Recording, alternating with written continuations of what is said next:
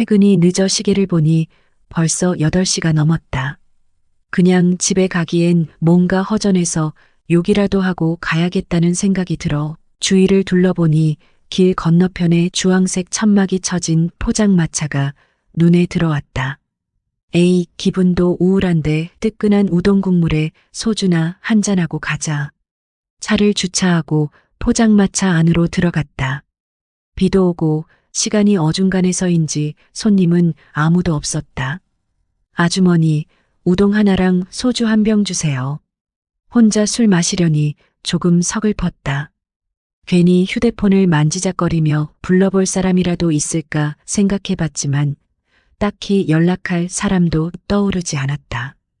우동과 소주가 나왔고 뜨끈한 우동 국물을 후루룩 마시며 외로움을 달래고 있었다. 우동을 반쯤 비웠을 때 친구의 아내 호란 씨에게서 문자가 와 있었다. 정철 씨, 지금 어디예요? 나 운동 끝나고 정철 씨 동네에 왔는데 잠깐 얼굴 볼 수 있을까요? 순간 의아했다. 호란 씨와는 자주 연락하는 사이는 아니었고 이렇게 갑작스럽게 만나자고 할 일이 별로 없었다. 평소 활발하고 사교적인 그녀였지만 직접 나에게 먼저 연락을 해온 건 꽤 오랜만이었다. 마음 한구석이 쿵하고 내려앉는 듯한 기분에 나는 바로 답장을 보냈다. 네, 저 지금 근처 포장마차에 있어요. 시간 괜찮으면 이리로 오실래요? 메시지를 보내고 나서도 머릿속이 복잡했다. 호란 씨가 운동을 끝내고 갑자기 이 동네까지 온 이유가 뭘까 궁금했다. 하지만 이내 우동 국물을 후루룩 마시며 다시 평정을 찾으려 애썼다. 혼자 술잔을 기울이고 있는 내 모습이 조금은 초라하게 느껴졌다. 얼마 지나지 않아 문이 열리고 검정색 트레이닝복을 입은 호란 씨가 포장마차 안으로 들어섰다. 그녀는 늘 그렇듯 밝은 미소를 지으며 나를 향해 손을 흔들었다. 살짝 땀이 맺힌 얼굴과 상기된 볼이 그녀가 바로 운동을 마친 상태라는 것을 말해주고 있었다. 눈에 띄게 건강해 보였고 적당히 편안하면서도 매력적인 스타일이 돋보였다. 정철 씨, 오늘따라 왠지 외로워 보이네요. 호란 씨는 나를 향해 다가오며 말했고 나는 웃으며 대답했다. 뭐야, 내가 그렇게 외로워 보여요? 그녀는 말없이 웃으며 맞은편에 앉았다. 짧은 인사 후 자연스럽게 술잔을 주고받으며 대화를 나누기 시작했다. 내가 그렇게 외로워 보여요? 혼자 이러고 있는데 외로운 거 아니에요? 아니면 뭐죠? 하하, 그럼 앞으로 재수 씨가 종종 술 같이 마셔주시던가요? 자, 한 잔 받으세요. 나는 웃으며 그녀에게 술잔을 내밀었고 그녀는 고개를 끄덕이며 잔을 들이켰다. 이 집 우동 국물 정말 끝내주네요. 정철 씨도 한 잔 받으세요. 그렇게 시작된 술자리는 순식간에 2병이 비워졌고 이어서 소주 1병과 꼼장어를 추가로 시켰다. 분위기는 한층 더 즐거워졌고 기분도 꽤 좋아졌다. 밖에는 여전히 비가 부슬부슬 내리고 있었다. 술 기운이 돌면서 분위기는 더욱 묘해졌고 호란 씨는 점점 나에게 장난스럽고 은근한 눈빛을 보내기 시작했다. 그녀의 얼굴은 술에 취해 붉게 상기되었고 그녀의 말투는 어느새 살짝 느려지면서도 다소 농밀해졌다. 정철 씨, 오늘따라 진짜 멋있네요. 언제부터 이렇게 잘생겼었지? 호란 씨는 내 팔을 슬쩍 잡으며 가까이 다가왔다. 웃으며 농담을 던졌지만 그 속엔 뭔가 더 은근한 의미가 깃들어 있었다. 하하, 재수 씨가 술 많이 취한 것 같은데요? 저한테 왜 이러세요? 나는 애써 웃으며 대꾸했지만 그녀의 눈빛은 더 진지하게 나를 바라보고 있었다. 아니에요, 진짜예요. 나 예전부터 정철 씨한테 관심 있었어요. 호란 씨는 내 옆으로 바짝 다가오더니 이렇게 둘이서 술 마시는 거 나쁘지 않지 않아요? 호란 씨는 한 손으로 내 술잔을 들어 올리며 자신의 잔을 채운 뒤 가볍게 내 잔에 부딪혔다. 우리 비도 오고 분위기도 좋은데 오늘 이대로 좀 더 즐겨볼까요? 나는 속으로 갈등하며 이 상황을 어떻게 받아들여야 할지 살짝 걱정이 되었다. 정철 씨, 솔직히 말해봐요. 나한테 관심 있죠? 아니면 내가 관심을 좀 더 보여줘야 하나? 그녀의 목소리는 장난스럽지만 그녀의 솔직하고 대담한 태도가 묘하게 끌리기도 했다. 둘 사이에 오가는 말들은 점점 더 솔직해졌다. 그러다 호란 씨가 갑자기 한숨을 내쉬듯 말문을 열었다. 이 비는 언제쯤 그칠까요? 그녀는 물끄러미 창밖을 바라보다가 나를 향해 고개를 돌렸다. 정철 씨, 저 술 취한 것 같은데 바래다 주실 거죠? 그럼요. 이 시간에 혼자 보내면 안 되죠. 괜히 저 때문에 피곤해 하실까봐. 괜찮아요. 정말이요. 대리 불러서 데려다 주고 돌아오면 되는 일인데 뭐. 잠시 고민하는 듯 하던 그녀는 갑자기 다른 제안을 꺼냈다. 그럼 술도 깰 겸 정철 씨 집에 가서 차 한잔 할까요? 그 말에 나는 순간 당황했다. 내 집에. 지금 시간도 꽤 늦었는데. 우리 집에요? 시간도 늦었는데 괜찮겠어요? 나는 어색하게 웃으며 물었다. 그러자 그녀는 눈을 반짝이며 장난스러운 미소를 지었다. 뭐 어때요? 우리 사이에 그녀는 가볍게 웃었지만 그 안에 담긴 의미는 결코 가볍지 않았다. 그녀의 말에 내 마음도 복잡해졌다. 이러는데 과연 우연일까? 이러다 정말 정분이라도 나면 어쩌나 싶었다.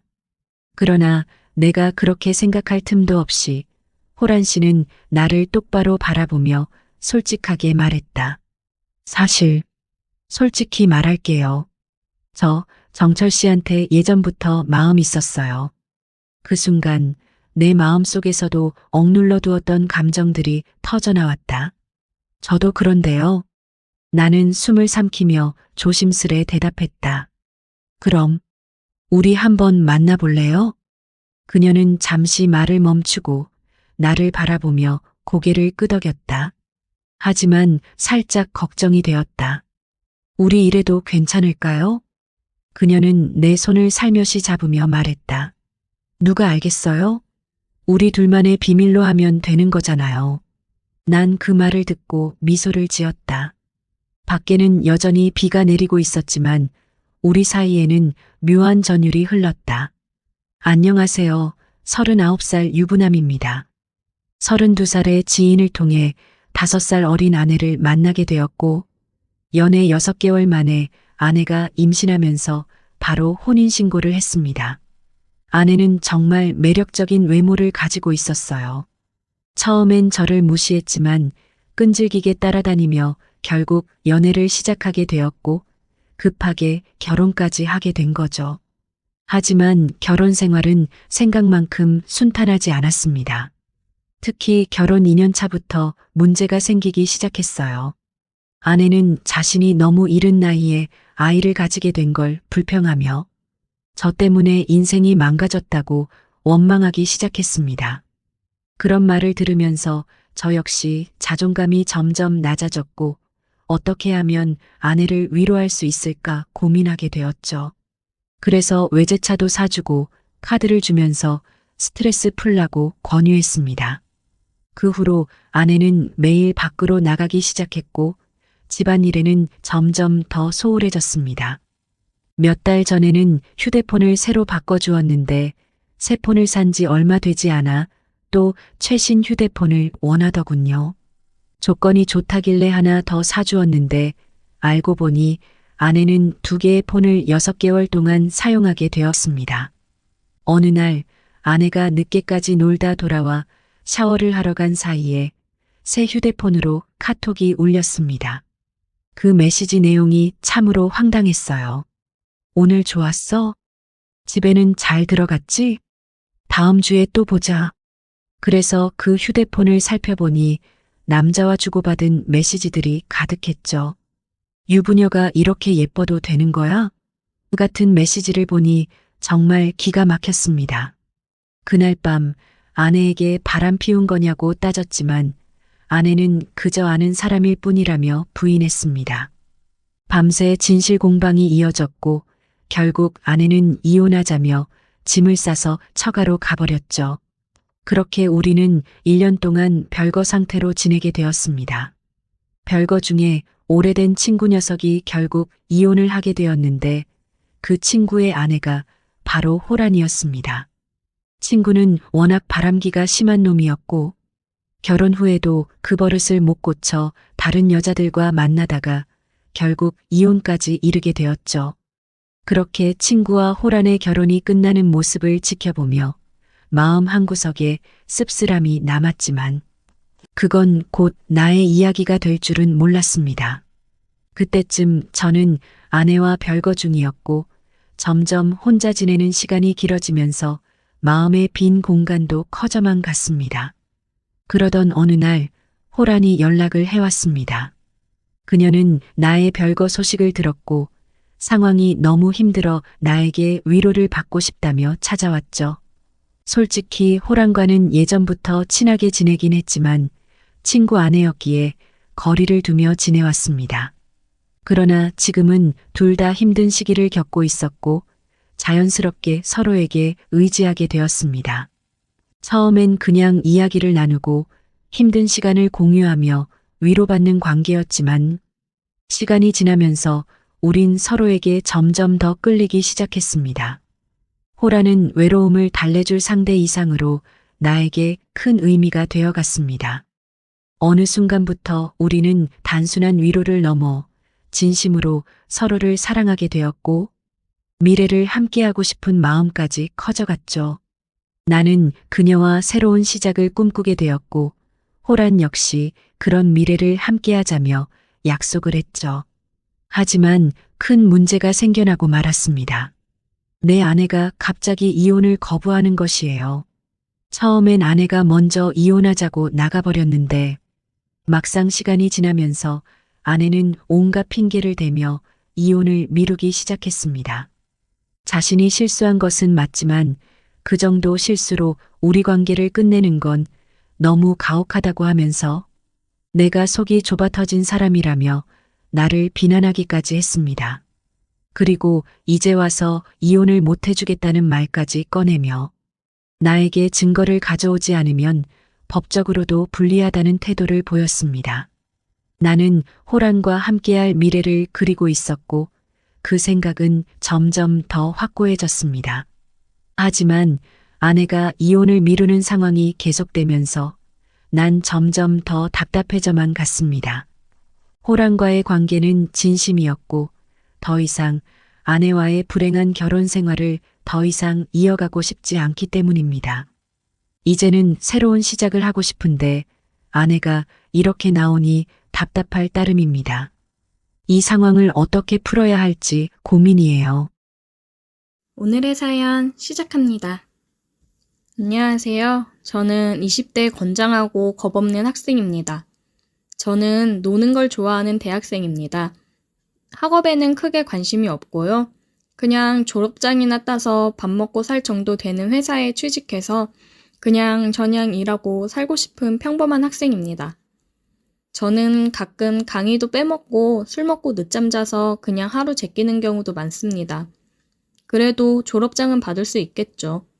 저는 강의가 끝나면 친구들과 모여서 매일같이 술을 마십니다. 술에 쩔어 살고 있죠. 하루는 친구놈이 자기가 자주 가는 술집이 있는데 거기 한번 가보자는 겁니다. 거기 알바생이 너무 이쁘다고요. 저는 뭐 이뻐봐야 얼마나 이쁘겠어 라고 말했고 친구놈은 야 아니야 진짜 엄청 이뻐. 근데 내가 번호를 따려고 해도 쳐다도 안 보고 남자친구 있다고 하면서 자꾸 피한다고 했습니다. 저는 친구를 믿지 못하고 다시 물었습니다. 어느 정도길래 그러냐고 그랬더니 친구가 하는 말이 거기 진짜 술집 별로인데 안주도 별로고 분위기도 별로인데 사람들이 알바 보러 간다 진짜 그 정도다 말하는 겁니다. 저는 친구 말은 믿지 않았지만 그래 한번 가보자 그랬고 그날 저녁 그 알바녀가 있는 술집에서 만나기로 했습니다. 친구놈은 먼저 와 있었고 저는 언제 왔냐 물었더니 30분 전에 왔다고 합니다. 그래서 아이고 미친놈아 알바가 얼마나 이쁘다고 그래 빨리 와서 기다리냐 그랬고 저는 술집 여기저기를 둘러봤습니다. 그런데 시커먼 사장 1명과 남자 알바생 1명 그렇게 2명밖에 안 보였습니다. 저는 야 뭐야 다 남자들밖에 없네 그랬고 친구놈이 하는 말이 야 원래 메인은 좀 늦게 나오는 거야. 그 알바 아직 알바 시간 아니야. 한 2, 30분 더 있어야 와. 그랬고 기다리는 동안 우리는 안주를 안 시키고 입가심으로 생맥 한 잔씩 시켜서 시원하게 마시고 있었습니다. 친구가 출입문 쪽을 바라보는 자리에 앉았고 저는 출입문을 등지고 앉아 있었습니다. 친구놈이 갑자기 나지막한 목소리로 야, 왔어. 그러는 겁니다. 저는 뒤를 돌아봤고 정말 깜짝 놀랐습니다. 와, 진짜 친구가 말한 대로 아니 그 이상으로 이뻤습니다. 저는 야, 왜 이제 데리고 왔냐고 뭐라 했고 저는 그저 좋아 웃었습니다. 그리고 얼른 안주 시키자고 했습니다. 야, 너는 얼른 안주 골라. 내가 알바 불러서 주문할 테니까. 친구놈은 안주를 정했으니 얼른 시키라고 했고 저는 벨을 눌렀고 띵동 소리와 함께 이쁜이 알바가 왔을 때 저는 차근차근 주문을 했습니다. 저기 저 오뎅탕 하나 주시고 소주 한 병 주세요. 라고요.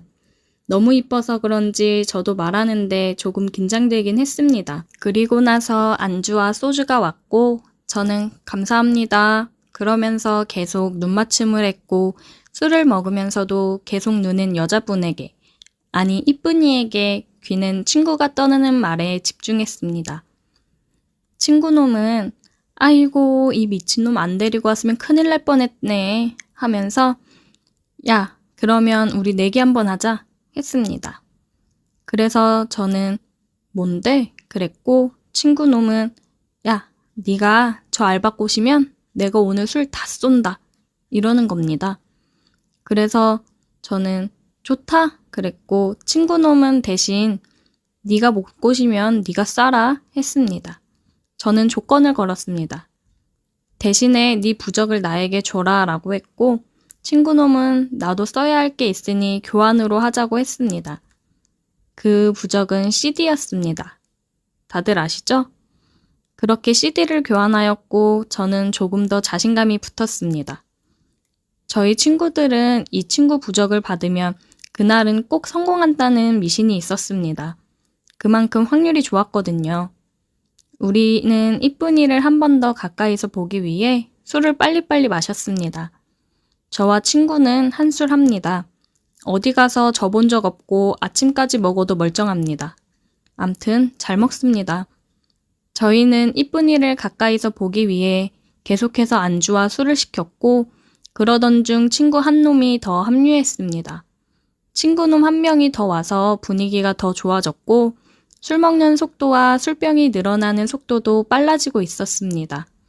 친구놈은 계속해서 언제 번호 따러 갈 거냐, 언제 꼬실 거냐 재촉했고 술이 어느 정도 알딸딸해졌을 때 야, 이제 나 번호 따러 간다 하면서 이쁜이가 있는 카운터 쪽으로 갔습니다. 술집 안에는 테이블이 꽉 차 사람들이 엄청 많았습니다. 저는 술을 먹으면 다른 분도 그렇겠지만 조금 더 용감해집니다. 저는 바로 직진해서 이쁜이에게 갔습니다. 그리고 이쁜이에게 저기요, 저 그쪽이랑 친해지고 싶은데 연락처 좀 주실 수 있나요? 라고 물었고 그 이쁜 알바생은 귀찮다는 듯이 아니요, 저희는 일하는 중이라 못 드려요. 그래서 저는 일 끝나면 줄 수 있나요? 라고 물었고 알바생은 안 돼요. 저 남자친구 있어요. 라고 인상을 찌푸리면서 대답했습니다. 저는 괜히 이상한 놈으로 낙인 찍힐까봐 어떤 말을 할까 하다가 갑자기 생각난 게 혹시 몇 살이냐고 물었고 그분은 몇 살이라고 얘기를 해줬습니다. 나이를 들어보니 동갑이어서 우리 동갑이네 그러면서 말을 놔버렸고 나이도 같은데 친하게 지내자며 밥이나 먹고 친하게 지내자고 하면서 연락처 좀 달라고 했습니다. 그랬더니 알바생은 싫은 듯 사장을 쳐다봤고 저 또한 사장을 쳐다봤습니다. 그랬더니 사장이 안 되겠네요 그랬고 저는 아니, 제가 연락처를 달라는 이유가 나쁜 맘도 아니고 나이도 같고 해서 친구로 잘 지내보자고 하는 건데 그것도 안 되나요, 사장님? 그랬더니 사장님은 알바야, 친구로 지내자는데 그건 괜찮지 않을까? 그냥 드려. 그랬고 저는 그렇게 연락처를 받는데 성공하고야 말았습니다. 속으로 아싸 라고 외쳤고 이제 다 됐다 속으로 말했습니다. 저는 연락처를 받고 이름도 물어보면서 받았습니다. 저는 연락처를 받고 나서 이쁜이 고마워 그랬고 친하게 지내자라고도 말했습니다. 그리고 이렇게 말했습니다. 이것도 인연인데 우리 술 여기서 마감할 때까지 마실 거니까 사람들 빠지거나 같이 마실 수 있으면 이따가라도 한잔 하자 라고 그랬더니 이 새끼 진짜 뭐야 그런 표정으로 쳐다봤고 그런 모습도 저는 너무 이뻐 보였습니다. 번호를 받고 나서 가게 안을 둘러봤는데 테이블에 있는 사람들이 전부 저를 보고 있는 겁니다. 처음에는 저 새끼 안 되겠지라는 생각을 했을 텐데 번호를 받고 있으니 저 새끼 대단하다라고 하면서 쳐다보는 것 같았습니다. 저는 씩 웃고 제자리로 돌아갔습니다. 친구는 와, 이 새끼 진짜 대단하다 그랬고 아, 젠장 술값 내야 되네 라고 말했습니다. 저는 더 나가 야, 내가 오늘 알바랑 끝까지 간다 그랬고 술을 계속해서 먹었습니다. 기분이 좋으니 술도 잘 들어가고 취하지도 않았습니다. 친구놈은 부러운 눈빛과 술값 낼 생각에 얼굴엔 짜증이 가득했습니다. 저는 기분이 너무 좋았고 중간중간 계속해서 이쁜 알바한테 문자를 했습니다.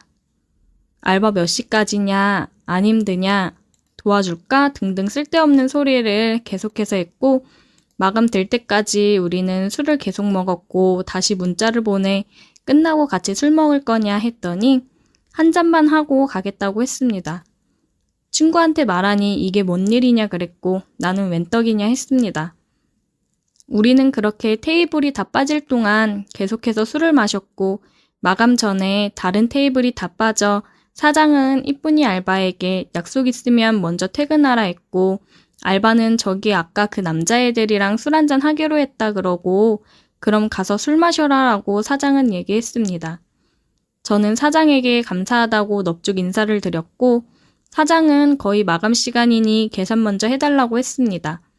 그래서 저는 친구한테 야 얼른 가서 계산하고 와 그랬고 친구놈은 똥 씹은 표정으로 계산했습니다. 사장님은 술값이 많이 나왔으니 서비스로 안주랑 술 좀 더 줄 테니 알바생이랑 맛있게 먹으라고 했고 우리는 신나서 술을 먹고 있었습니다. 30분 정도 흘렀나 사장님께서 이쁜이 알바에게 나는 먼저 갈 테니까 계산도 다 됐고 놀다 가라고 술 몇 병 더 꺼내 먹고 가도 된다고 했습니다. 우리는 감사합니다. 조심히 들어가세요. 라고 했고 사장은 알바에게 문 잘 닫고 들어가라고 했습니다. 이쁜이는 알겠다고 했고 우리는 호구조사도 하고 이것저것 물어보면서 슬슬 친해졌습니다. 이쁜이는 술을 잘 못하는 건지 우리가 술을 잘하는 건지 아니면 피곤해서 그런 건지 몇 잔 안 마셨는데 알딸딸하다고 했습니다. 시간이 지나서 아까 번호 딸 때 너 남자친구 있다고 했는데 거짓말 아니냐고 물어봤고 이쁜이는 오래 만난 남친 있는데 자주 싸우고 잘 안 맞아서 사이가 좀 멀어져서 연락도 잘 안 하고 지낸다고 했습니다. 저는 와 이게 웬 떡이냐 라고 속으로 말했고 이쁜이 고민과 안주, 술을 계속해서 챙겨주고 위해줬습니다. 그랬더니 이쁜이가 하는 말이 너는 매너가 되게 좋네? 라고 말했고 원래부터 여자들한테 매너 좋다고 말했습니다. 이쁜이랑 술자리를 시작하고 나서 술병이 한 병, 두 병 쌓아져 가기 시작했습니다. 술병이 늘어날수록 우리는 더 친해지고 가까워졌고 이쁜이가 하는 말이 지금 남자친구랑 사이가 안 좋아진 지 오래돼서 외롭고 쓸쓸하다고 했습니다. 이제 헤어져야 하나라는 말도 했고 오래 만나서 시간이 아까워 못 헤어질 것 같다 그런 말도 했습니다. 저는 헤어졌으면 좋겠다는 생각에 그 정도면 헤어지는 게 맞지 않냐라고 말했고 이거는 농담인데 헤어지면 나한테 오라면서 얘기했습니다. 그랬더니 이쁜이가 취했는지 그래도 되냐 그 말 진심이냐 너같이 매너 있는 애는 만나봐도 괜찮을 것 같다 막 칭찬을 해줬습니다. 그래서 저는 그래 당연하지 너같이 이쁜 애는 언제든지 환영이지. 오기만 하라고 정말 영광이고 잘해줄 수 있다고 공주처럼 떠받들겠다고 했습니다. 그렇게 술잔이 몇 번 더 오가고 이쁜이는 어디에 문자를 하는지 한참을 핸드폰을 쳐다봤고 뭔 자꾸 쓰고 보내는 것 같았습니다. 친구 한 놈은 너무 취해서 간다고 했고 다른 친구 한 놈은 아직까진 버틸만 하다고 했습니다. 그러던 중 저는 이쁜이가 아까 핸드폰을 계속 쓰던 게 궁금해서 물어봤습니다. 그랬더니 하는 말이 네 말 듣고 헤어지자고 문자 보냈다는 겁니다. 그렇게 셋이서 술을 계속해서 먹었고 이쁜이는 그동안 속상했던 얘기들을 털어놨습니다. 그러면서 눈물도 보였고 그런 이쁜이를 달래주고 살짝 안아주기도 했습니다. 그러던 중 친구 한 놈도 눈치가 있어서 그런지 자기 가야 된다며 윙크를 멋지게 날리고 가버렸습니다. 이야 이게 웬 떡이냐, 꿈인지 생시인지 혼동이 됐고 암튼 정신을 챙기고 다시 이쁜이를 다독여주고 눈물을 닦아주었습니다. 눈물을 닦아주는데 이쁜이와 제 눈이 마주쳤고 이쁜이가 고맙다면서 제 눈을 지그시 쳐다봤습니다. 저는 저도 모르게 이쁜 눈을 쳐다보다가 점점 얼굴을 가까이 했고 그렇게 입술 박치기를 하게 되었습니다. 진하게 하고 난 후에 서로 안고 서로의 체온을 느끼고 볼을 만지고 스킨십은 계속되었습니다. 제 머릿속엔 모텔 가야 돼만 맴돌았고 다시 입술 박치기를 열심히 했습니다. 남자들은 이 정도 되면 통제가 안 되는 거 다들 아시죠? 술이고 뭐고 술집이고 뭐고 여기서 그냥 막 해버려 라는 생각과 마음은 굴뚝 같았지만 그런 말과 행동은 차마 할 수 없었습니다. 그런데 오히려 이쁜이가 더 적극적으로 나와서 우리는 입술 박치기를 하며 화장실로 향했습니다. 이쁜이가 하는 말이 저기는 CCTV가 있어서 안 돼 라고 말했고 정말 황홀 그 자체였습니다. 우리는 화장실에서 뜨겁게 사랑을 했고 사랑이 끝난 후에 서로 흐뭇한 표정을 짓고 나서 저는 테이블을 치우러 갔습니다. 그랬더니 이쁜이가 역시 매너가 좋구나. 우리 오늘부터 사귀자 그러는 겁니다. 저는 아까부터 사귀고 있었어 라고 대답했고 다시 뜨거운 입술 박치기를 한 후 테이블과 가게 정리를 하고 가게를 빠져나왔습니다. 우리는 손을 잡고 안고를 반복하다가 이쁜이를 먼저 택시 태워 집으로 보냈습니다. 우리는 그렇게 시간이 날 때마다 만나서 데이트를 즐겼고 그날 만나 여태 잘 사귀고 있습니다. 친구의 내기가 아니었으면 만나지도 못했을 우리 이쁜이. 앞으로 더 사랑하고 더 아껴주며 만나야겠습니다. 다들 이런 추억 하나둘씩 있죠? 제 사연은 여기까지입니다. 들어주셔서 감사합니다. 오늘의 사연 여기까지입니다. 오늘도 들어주셔서 감사해요. 구독, 좋아요, 알림 설정 부탁드려요.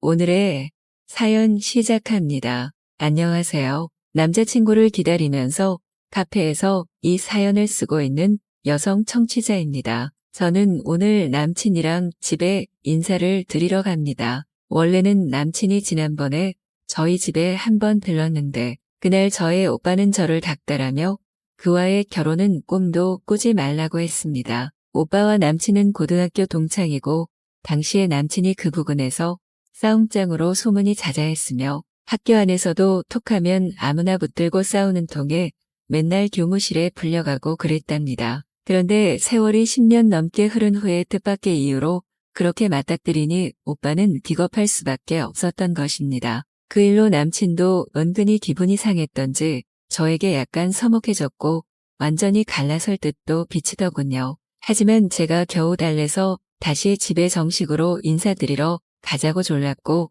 오늘 드디어 기회가 다시 온 것입니다. 물론 아직 안심하기에는 이릅니다. 엎친 데 덮친 격으로 저의 부모님까지도 저의 남친을 극구 반대하시니까요. 우리 부모님이 젊을 때 아주 원수지간인 부부가 있었는데 그분들이 제 남친의 부모님이라는 걸 지난번 방문해서 호구 조사를 하다가 아셨거든요. 우리 부모님이 갓 결혼해서 단칸방을 얻으러 다니실 때 어느 집에서 우리 부모님 또래이고 결혼도 비슷한 시기에 한 집주인 내외를 만났습니다. 그들은 물려받은 재산이 있다 보니 신접 살림부터 집주인이었고 우리 부모님은 월세집을 구하러 다닌다는 것에서 자존심이 상한 우리 엄마는 심통이 많이 났다고 합니다. 그래서 급고 다른 집을 얻자고 나중에 말하셨지만 아빠는 남으려면 어떠냐면서 서로 출발선이 달랐으니 누구는 새방 살고 누구는 집주인이고 그런 거지 하면서 별로 개의치 않으셨다 합니다. 더구나 그 집이 월등히 집세가 쌌기에 아빠는 자신의 월급으로는 그 집 외에는 감당이 안 된다는 것을 이미 아셨던 것입니다. 결국 그 집으로 들어갔지만 사정은 녹록지가 않았지요. 얇은 벽은 방음이 전혀 되지 않아서 부부싸움도 제대로 할 수 없었고 심지어는 아기를 빨리 가지려고 밤일에 전력을 쏟는 양쪽 부부의 밤 사정이 서로의 영역으로 건너오고 있었으니 그 또한 너무 민망한 일이었습니다. 그것 아니라도 새방 살면 서로 감정 상하기가 예사이기에 별일도 아닌 것으로 싸움이 이어졌고 서로 나이도 엇비슷하고 젊다 보니 기세를 꺾으려 들지 않았지요. 결국 1년도 채 못 살고 싸움 끝에 그 집을 나왔던 데다가 그쪽이나 우리 부모님이나 그때까지는 자식이 없었기에 오빠나 저나 남친이나 세상에 존재하지도 않아서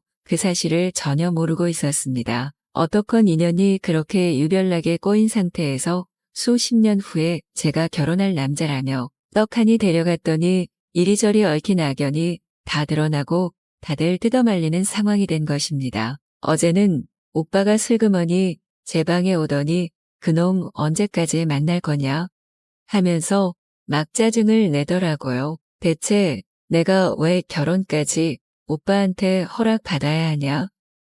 저도 고함을 질렀습니다. 더구나 저의 남친은 싸움은 해도 공부는 아주 잘해서 제법 좋은 대학까지 나왔는데 오빠는 고등학교 중퇴, 지금은 백수 아니냐고 윽박지르니 오빠는 제 남친이 부모 백으로 대학을 들어갔다고 고함을 지르더군요. 더구나 고등학교 때 북은 여학교 일진이랑 사귀면서 온갖 잡다한 난동을 부리고 다녔다느니 어쩌고 저쩌고 하는 것을 제가 막 몰아냈습니다. 그리고 저는 그런 거 상관도 안 하고 있고 제 남친이 오빠처럼 사회가 내놓은 주변인은 아니니까 걱정일랑 붙들어 매라며 콧방귀를 꼈지만 한편으로는 마음이 쓰이는 것을 어쩔 수가 없었습니다. 제 남친이 여자 사이가 복잡하다는 것은 이미 저도 알고 있었으니까요. 남친은 저랑 같은 대학에서 만났는데 당시에도 사귀던 여자들이 많았습니다. 여자들은 하나같이 까부는 것들이었고 문란하기가 말이 아니었습니다. 그중에 가장 요란했던 건 학교 전체에서 좀 인기 있던 기집애 하나랑 붙어 다녔던 건데 그 불효시가 남자를 얼마나 잘 꼬시는지 말도 못합니다. 일부러 간편한 상태로 학교에 와서 저 멀리서부터 출렁대며 달려오는 통에 캠퍼스의 모든 남자들이 침을 질질 흘리며 쳐다보게 만들고 더구나 같은 과에서 조차도 양다리를 몇 겹이나 걸쳐가면서 남자들을 만나내거든요. 당시에 저랑 좀 친한 남자 선배 말로는 그 불효시가 동아리 행사에서 술이 떡이 돼버리는 바람에 그 선배가 업고는 학교 인근 모텔에 데려간 적이 있었다고 했습니다. 물론 선배에게는 확신이 있었고 그 불효시와 모텔에 안드나든 학과 남자들이 없다는 것은 이미 공공연한 사실이었기에 선배는 웬 떡이냐 하면서 기분 좋게 모텔 안으로 들어갔더랍니다. 불효시가 술이 챈 와중에도 몇 호실로 가자고 해서 그리로 가보니 제 남친이 이미 와서 기다리고 있더랍니다. 불효시는 아무렇지도 않은 듯이 샤워를 시작했고 남자들은 어색해하면서 한편으로는 이게 아주 좋은 기회다 하는 눈으로 서로를 바라보았다고 합니다. 제가 당시에는 아주 순진해서 그 말 뜻을 못 알아듣고 뭔 소리냐며 선배에게 되물었죠. 그리고 선배가 아주 적나라하고 상세하게 이야기해 준 걸 듣고는 그대로 나자빠질 뻔했습니다. 그 일을 계기로 저는 남친에게 과거를 이실직고 하라고 윽박질렀습니다. 남친은 청소년기부터 일진 여자애들이랑 놀아왔고 더구나 그때부터 이미 조직 폭력배들과도 형님 동생하면서 지내왔기에 험한 세상을 좀 일찍 알았다고 했습니다. 그리고 세월이 흐른 지금 그때 같이 싸움하던 또래 남자애들은 전부 자연스런 수순인 듯이 폭력배 집단에 들어가서 지금은 어디에 사장님네 하면서 웃긴 명함을 들고 다니며 행세를 하고 있습니다. 하지만 제 남친은 그저 대학 나오고 평범하게 월급 받으며 살아가는 것만으로도 저는 남친이 그들과 다르다고 생각하고 있습니다. 물론 남친은 지금도 온갖 난잡한 여자들을 건달 형님들을 통해 수도 없이 만나며 옛날과 다름없이 양다리를 수십 겹을 걸치고 있긴 합니다. 그래서인지 밤기술은 아주 현란하고도 현란해서 제 입장에서는 좋은 점도 있긴 하죠. 20살 때 첫 남자인 그를 만나서 10년이 넘도록 이러는 저는 한 번도 다른 남자를 만나본 적도 없지만 그는 저를 만나면서도 온갖 난잡한 짓은 다 하고 다니니까 그 실력이 어디 가겠습니까? 방금 남친에게서 전화가 왔습니다. 자신의 부모님이 우리 부모님과의 예전 인연을 전해 듣고는 아무렇지 않게 여기신다면서 결혼하고 싶으면 하라고 하셨답니다. 그리고 우리 아들이 너무 순진해서 그런 걸로 고민을 하는구나 하면서 걱정이 태산 같으시다네요.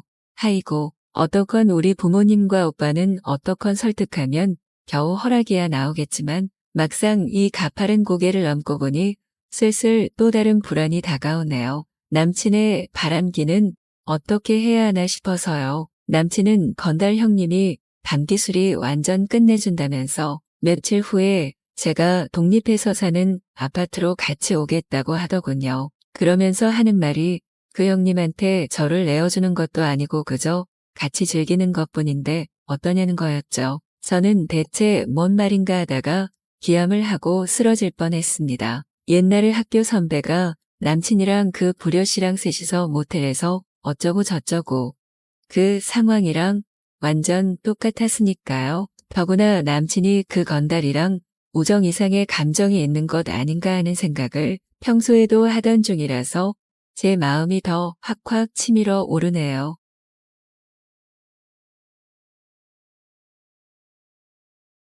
오늘의 사연 시작합니다. 안녕하세요. 60대 중반 남성 애청자이며 손주들을 돌보고 있는 노년입니다.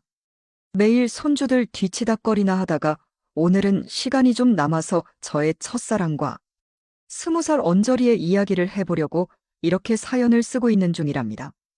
1970년대 후반, 당시에 저는 실업계 고교를 졸업하고는 곧장 조그만 무역회사의 말단 사원으로 취직을 했습니다. 그 무렵 우리 옆집에서 하숙을 치고 있어서 지방에서 올라온 대학생들이 많이 살았는데요. 그 집에 새로 들어온 대학 1학년 여학생을 짝사랑했습니다. 호리호리하고 키도 적당히 컸고 항상 바쁘게 어딘가로 열심히 가던 여학생이었죠. 때때로 바람 산들거리며 부는 동네 뒷산을 산책하다 마주친 적도 있었고 시장 빵집에서 맘모스빵이나 사라다빵을 사는 것도 보았습니다. 그땐 참 순진할 때라 그 여학생은 화장실도 안 가고 방귀 같은 것도 안 낄 거라 여기며 한참 흠모하며 담 너머로 바라보기도 했답니다. 돌아보면 참 순수하고 좋았던 시절이고 아무것도 가진 것이 없어도 그저 좋았던 시절이었습니다. 그런 불타는 청춘처럼 세상은 떠들썩하게 발전하고 있었고 디스코 바지가 유행하기 시작하자 그녀는 그것을 사입고는 멋지게 골목길을 걸어다녔죠. 그 무렵 저는 한창 사무실에서 혼나면서 일을 배워나가는 중이었고 퇴근길에 통닭센터에 들러서 맥주에 통닭을 시켜서 한잔하고는 손도 거의 안 댄 통닭을 싸달라 해서는 집에 와서 가족들에게 주었습니다. 동생은 형이 요새 얼굴이 수척하다며 걱정스런 얼굴을 하며 쳐다보았고 여동생들은 지들끼리 키득대며 오빠가 요새 짝사랑한다며 비실비실댔습니다. 돈놀이를 하시던 엄마는 돈 수금이 제때 안 되면 사람들을 찾아가서 닥달을 하느라 바쁘셔서 저한테 신경 쓸 겨를이 없었고 아버지는 회사 여직원이랑 바람피다가 걸려서 그 무렵에 엄마한테 엄청 깨지고 있었기에 집에 오면 늘 눈치만 보고 계셨죠. 어느 날 마당에서 저 혼자 한숨 쉬며 엿기를 들어올렸다 놨다 샌드백을 이유도 없이 이리저리 쳐댔다 하는 저를 보고는 아버지가 슬그머니 다가오셨어요. 그러더니 연애란 그렇게 하는 게 아니다 하시면서 슬쩍 말씀하시고는 다시 방 안으로 들어가셨습니다. 이미 아버지는 제가 그 여학생에게 마음을 두고 있는 걸 알고 계셨던 모양이었어요. 여동생들이 일러 바쳤던가 싶어서 그 계집애들이 너무 미워지기 시작했죠. 저는 산책 나가서나 휴일에 공원에 바람 쐬러 가면 네잎 클로버들을 하나씩 따 모으기 시작했습니다. 물론 네잎을 가진 클로버는 아주 드물었죠. 전부 잎이 하나씩 부족한 것들이었고 그래서인지 네잎 클로버를 찾으면 행운이 온다고 하나 도다 하면서 그 꽃말이 그제야 이해되기 시작했고요.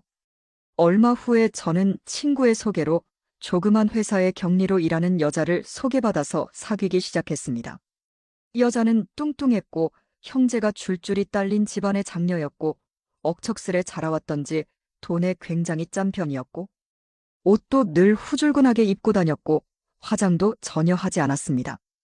자취 살림하느라 늘 손톱 밑에는 김치 국물 양념 같은 것이 배어 있었고 일하며 살림하느라 바빠선지 주말에도 늘 집에서 밀린 빨래 같은 것을 하느라 밖에서 약속을 잡았다 쳐도 집에 가서 처리해야 할 일들 때문에 마음이 불편한 것 같았습니다. 그녀와는 처음으로 번화가에서 돈가스를 사 먹어봤고 그 돈이면 돼지고기가 몇 근이니 하면서 그녀가 투덜대는 통에 기분이 잡쳐서 그 다음부터는 우동이나 이런 것만 먹으며 데이트를 했습니다. 그리고 별로 내키는 대화도 없었고 재미난 일도 없는 채로 언젠가부터 서로의 집을 오가며 가족들과도 얼굴을 익혔습니다. 저의 부모님은 매우 흡족해하며 그녀를 며느리라도 되는 듯이 아주 잘 대해주셨습니다. 엄마와 그녀가 부추전을 부치느라 부엌에서 한창 바쁠 동안 아버지는 저를 앞에 두고는 은근히 말씀하셨어요. 입대 영장 나오기 전에 얼른 식을 올리라고요. 저는 아직 변변히 여자를 만나본 적도 없는 상황에서 불현듯 그녀를 제 인생에 끌어들이려 하시는 어른들이 못마땅했습니다. 하지만 제가 그 나이에는 뭔가 강하게 제 의견을 내세우던 사람도 아니었기에 어른들 말이 맞나 보다 그런가 보다 그래야 하나 보다 하는 생각이 더 강하게 작용하기도 했습니다. 그때부턴 우리 가족은 뚱땡이 그녀를 가족인 듯이 생각하기 시작했고 다들 흡족해했고 저는 회사에서 조금씩 일이 익숙해져 가고 있었습니다. 그렇게 마음이 조금 편해지니 다시 그 여대생이 떠올랐죠. 그녀는 늦게 귀가하는 날이 잦았고 그 무렵에 늦은 밤 가로등 아래에서 낯선 남자와 입맞춤하는 모습도 보았습니다. 그녀도 저처럼 나름으로 연애를 하고 있었고 다만 차이가 있다면 저보다는 훨씬 진도가 많이 나갔다는 점이었고 최소한 상대와 심적으로 많이 통하는 부분이 있는 것 같아 보인다는 점이었습니다. 저는 만나고 있던 그 여자, 더 엄밀히 말하면 지금 제 아내가 된 뚱땡이와 그때까지 손도 제대로 잡아본 적이 없이 맹숭맹숭한 연애를 하고 있었으니까요. 더 중요한 것은 저의 평생 반려자는 내 옆에 뚱땡이가 아니라 담 너머 하숙집의 그 여대생이라 생각하고 있었다는 점입니다. 아무것도 모른 채 저의 흠모를 받고 있었던 그 여대생은 그저 저를 마주본 채 저 멀리 골목 끝에서 걸어와서 아무 관심도 없이 스쳐 지나갔습니다. 그리고 제 등 뒤에서 쾅 소리를 내며 낡은 대문을 확실히 닫고는 안으로 들어갔습니다. 그리고 저는 그 닫힌 대문처럼 우리 사이도 단단한 무엇으로 갈려져 있다는 느낌이 슬프게 다가왔습니다. 그리고는 자포자기하는 심정으로 얼마 후에는 마음에도 들지 않는 그 뚱땡이에게 처음으로 입맞춤을 시도해 보았습니다. 뚱땡이는 몹시 기뻐하며 제 입맞춤을 너무도 간절히 받아들였고 저는 그 여대생을 떠올리며 뚱땡이와의 사랑을 했습니다. 여대생은 제가 가슴을 앓건 말건 전혀 모른 채 데이트도 하고 멋도 부리고 다녔습니다. 나중에 그 여대생이 하숙집을 옮길 때는 여러 명의 남학생들이 리어카를 빌려 갖고 와서는 짐을 날라다 주었습니다. 여대생은 제법 거만하게 팔짱을 끼고 서서는 이것도 실어야 하고 저것도 실어야 하고 하면서 그 하인들에게 이리저리 지시를 내리고 있었죠. 저는 부모님 말씀대로 입영 전에 결혼을 하기로 결정하고 조촐하게 절에서 결혼식을 올리고 사진을 찍고 혼인신고를 했습니다. 그리고 조금 지나서 군에 갔고 휴가를 나와서 보낸 그 밤의 증거로 첫 아이가 생겼다는 소식을 후에 뚱땡이 아내의 편지로 알게 되었습니다. 그리고 세월이 많이 흘러서 제 자식들 5명이 각자 2명씩 자식들을 낳았고 저는 그 아이들을 돌보며 할아버지가 되어갔습니다. 20살 언저리부터의 제 청춘은 그랬습니다. 애초에 청춘이란 그렇게 특별하지도 않고 당시에는 다들 그것이 청춘인지도 잘 모르는 거죠. 그리고 이제는 할머니가 되었을 그 여대생에 대해 궁금해할 필요까진 없을 것 같다는 생각도 듭니다. 그저 청춘은 그렇게 미완성이었던 채로 남는 것이 더 나을 것 같고 다시 되돌아보았을 때에야 비로소 그 푸릇함이 실감나는 것이니까 그것으로 충분하다고 생각합니다.